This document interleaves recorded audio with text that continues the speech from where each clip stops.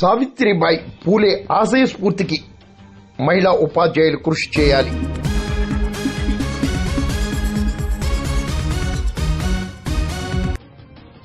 సామాజికవేత్త సావిత్రిబాయి పూలే జీవితాన్ని ఆదర్శంగా తీసుకుని సమాజంలో మహిళా విద్యారంగ అభివృద్ధికి మహిళా ఉపాధ్యాయులు కృషి చేయాలని జాతీయ ఉత్తమ ఉపాధ్యాయ అవార్డు గ్రహీత తోటకూర సాయిరామకృష్ణ కోరారు.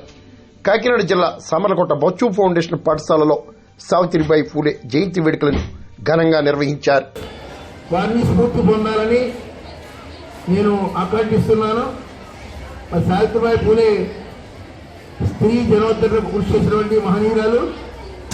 ఆమె ప్రాణాలు సైతం త్యాగం చేసి